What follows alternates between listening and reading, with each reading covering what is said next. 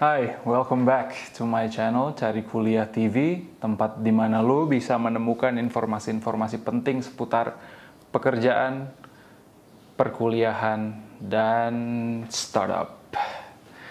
Di video hari ini, gue akan membicarakan tentang prospek pekerjaan di tahun 2030. Dan gue tahu ini masih kesannya, jauh banget, tapi lo harus bisa mempersiapkan dari sekarang. Kenapa? Karena ini data yang gue dapetin dari Kemendikbud, di mana lo pasti tahu ini tuh udah serius nih. Karena perkembangan zaman, perkembangan teknologi di Indonesia itu sangat pesat. Jadi, let's get into it.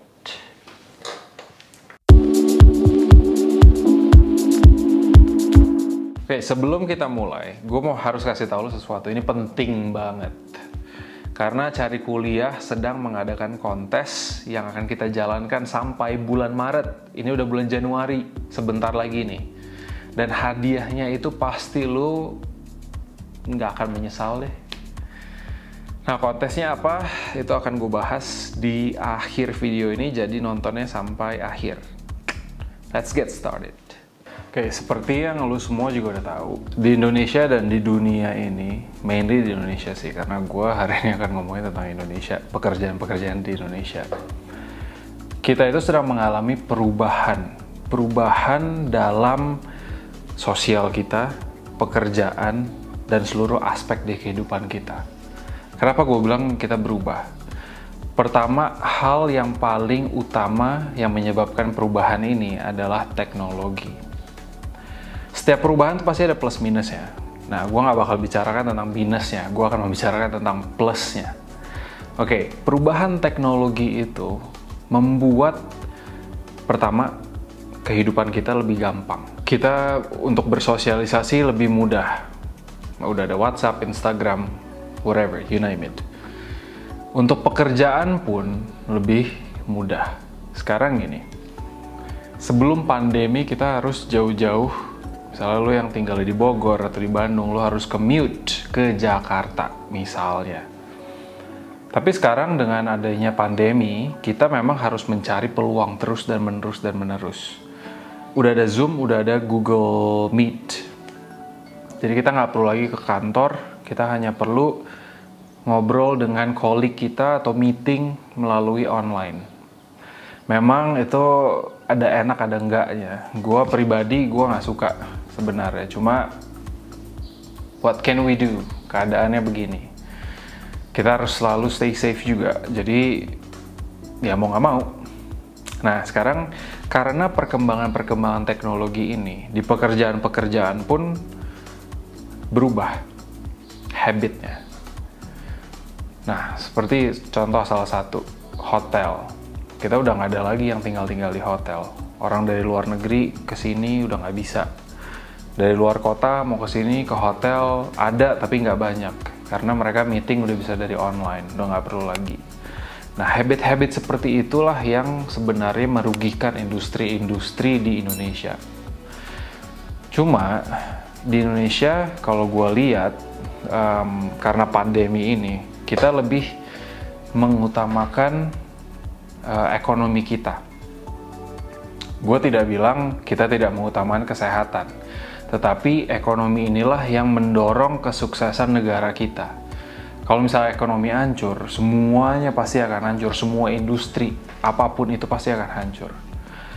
Karena ini keadaan yang mendesak.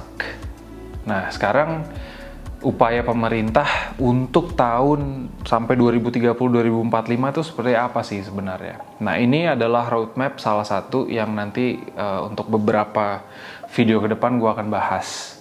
Oke, untuk yang hari ini, khusus untuk hari ini gue akan membicarakan tentang sektor-sektor industri apa yang akan mengalami perubahan paling besar. Perubahan ini memang mengurangi lowongan pekerjaan yang lama, tetapi menciptakan lowongan pekerjaan yang baru. Lo udah tahu kayak industri-industri sekarang, pabrik-pabrik yang dulunya pakai orang, sekarang udah pakai mesin. Itu contoh paling simpel ya.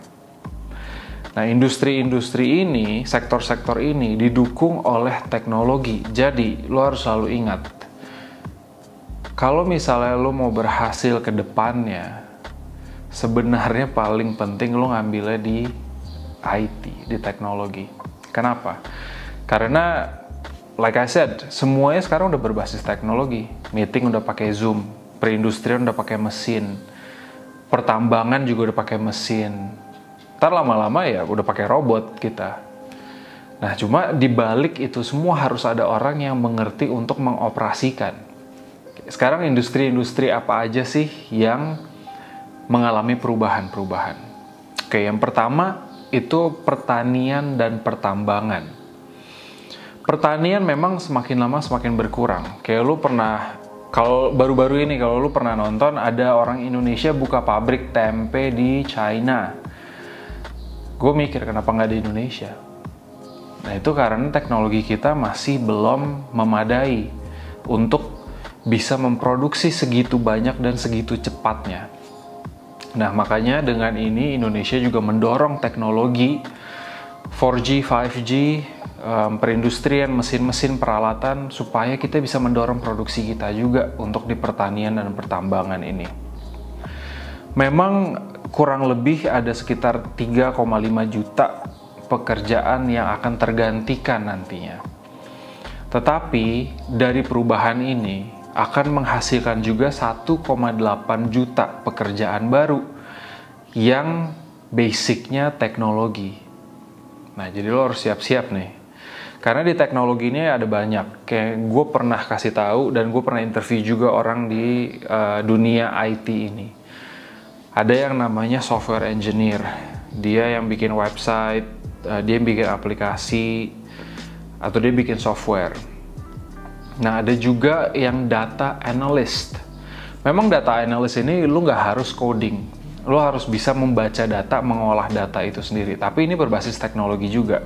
Big data juga sekarang penting. Banyak perusahaan-perusahaan itu yang mengandalkan data-data. Yang paling kita tahu adalah Facebook yang di dunia ini. Dia mengandalkan data-data untuk dia bisa target manusia yang ada di dunia ini yang menggunakan Facebook dengan iklan-iklannya dia, sehingga ada perusahaan mau mengiklankan sesuatu di Facebook itu spot on ke mereka. Nothing is perfect, tapi inilah salah satu permainan big data yang lo harus kuasain juga untuk mengolahnya ke depannya. Oke, selain pertanian dan pertambangan, grosir dan retail itu juga booming. Sekarang kita udah ada, kalau untuk retail, Tokopedia, Shopee, Bukalapak, itu mereka mendukung perekonomian kita juga. Pasti dong, lu nggak mungkin lu nggak pernah pakai Tokopedia atau Shopee atau Bukalapak. Karena sekarang untuk belanja apapun lebih mudah, lu nggak perlu lagi keluar-keluar. Sekarang semuanya udah ada secara online. Dan itu sangat menguntungkan bagi kita. Nah, jadi kedepannya retail seperti restoran, seperti supermarket, itu pasti akan berkembang terus. Retail beli baju, beli apa, itu selalu pasti akan berkembang terus. Jadi yang dibutuhkan di sini adalah orang-orang yang memang di belakangnya itu basicnya itu teknologi. Nah, dengan perusahaan-perusahaan ini ada, memang mereka pasti pekerjanya nggak 100% basicnya teknologi. Lo bisa ngambil yang mendukung, seperti marketing. One fact yang gue pernah temukan, marketing itu seumur hidup kita tidak akan pernah hilang. Yang namanya periklanan nggak akan pernah hilang. Dia akan berubah, tapi tidak akan pernah hilang. Marketing yang berhubungan dengan masyarakat, dengan pembeli, itu tidak akan pernah hilang. Accounting, itu juga tidak akan pernah hilang. Nah, jadi kalau misalnya lo mau mengikuti zaman perubahan, ya ada baiknya memang lo ngambil di bidang-bidang ini. Gitu. Selain itu, industri itu juga akan ada 1,5 juta pekerja yang hilang.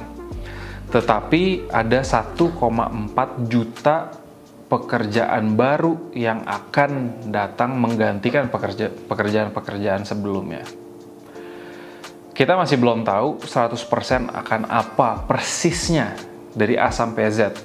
Cuma kalau misalnya lu bayangin coba, perindustrian atau industri itu ada banyak. Ada industri pertambangan misalnya. Zaman dulu mungkin kita masih menggunakan orang pakai cangkul untuk mencari bahan-bahan tambang seperti emas, nikel atau apapun. Tapi sekarang udah ada mesin. Nah, mesin itu harus ada yang mengoperasikan. Siapa? Nah, inilah orang-orang yang akan menggantikan pekerjaan-pekerjaan lama. Itu contohnya. Grosir dan retail itu ada 1,6 juta pekerjaan yang akan hilang. Cuma akan digantikan, dan ini akan lebih banyak, 2,3 juta pekerjaan baru. Jadi lo harus siap-siap untuk perubahan-perubahan ini. Oke, dari 3 industri ini, perindustrian lah kita ngomongnya, totalnya itu ada 62% yang akan menimbulkan pekerjaan-pekerjaan baru yang berbasis teknologi. Selain 3 industri utama ini, juga ada industri konstruksi. Ini lebih spesifik ya. Sektor konstruksi, sektor pariwisata, dan transportasi. Itu juga akan mengalami perubahan. Kita lihat aja, Tesla aja sekarang udah bisa automated drive. Lu nggak perlu nyetir lagi. Who knows, nanti ke depannya ada bus antar kota yang bisa otomatis. Who knows. Nah, memang perkembangan teknologi ini agak-agak serem, ngeri-ngeri, sedep gitu lah. Tetapi ya kita semua harus siap. Kalau misalnya emang kita nggak siap, kita akan ketinggalan. Nah, upaya pemerintah ini itu untuk juga supaya menurunkan tingkat kemiskinan. Karena dengan seiring berjalannya waktu, pekerjaan-pekerjaan yang kita lakukan sebagai anak-anak muda ya, itu tidak hanya terbatas dari tempat dan waktu saja. Semuanya lu harus bisa ngurus. Kayaknya ada bonus tip. Menurut research yang gue lakukan, di pekerjaan-pekerjaan di perusahaan-perusahaan di Indonesia ini, itu akan lebih banyak membutuhkan skill lu untuk memecahkan masalah. Nah, sekarang memang ada jurusan manajemen. Gue dari dulu sama teman-teman ya, waktu zaman-zaman gue kuliah, gue selalu bilang, lu ngapain sih masuk manajemen? Itu kayak sia-sia, dan lu nggak belajarin apa-apa ya. Lu pelajarin untuk manage suatu perusahaan di bidangnya tertentu, akuntansi, marketing, dan lain-lain. Karena menurut gue itu merasa asing. Gue merasa asing dengan jurusan itu, even sampai sekarang. Karena gue kan lulusan dari luar negeri ya. Di luar negeri itu manajemen nggak dispesifikasikan untuk satu jurusan. Mungkin ada, tapi di universitas gue nggak ada waktu itu. Karena kita setiap jurusan yang kita ambil itu udah ada sisi manajemennya, dan kita mempelajari itu, dan mau nggak mau kita dengan sendirinya kita mandiri dan bisa mempelajari manajemen dengan independent. Nah, jadi kalau lu memang tetap mau masuk manajemen, it's okay. Karena gue tahu di Indonesia ini orang-orang masih kurang di sisi manajemennya. Cuma ke depannya, rencananya pemerintahan kita itu harus lebih banyak orang-orang yang memang bisa manajemen.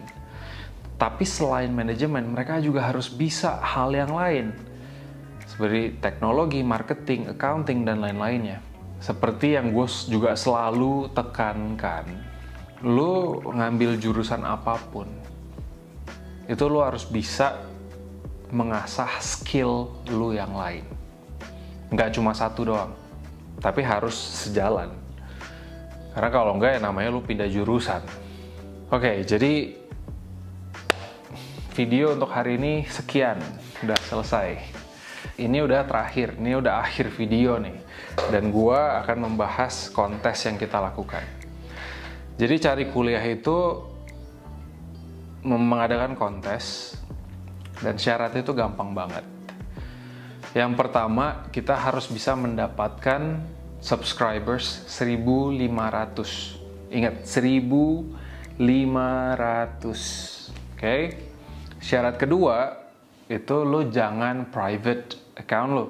Oke, caranya gampang banget. Yang pertama, klik ke kanan atas, biasanya gambar muka kamu, lalu ke settings, klik. Nah, di dalam settings itu kamu akan ngeliat seluruhnya.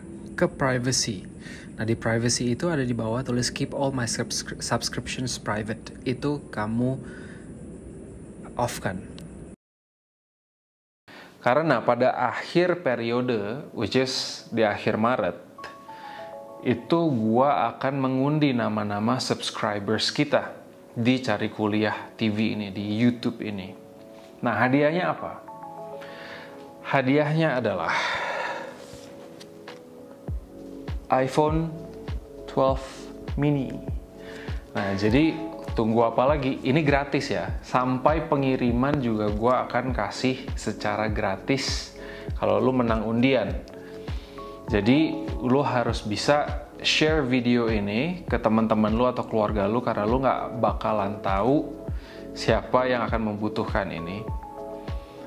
Like video ini dan subscribe ke Cari Kuliah TV.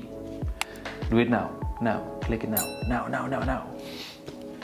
Okay, so until next time, bye-bye.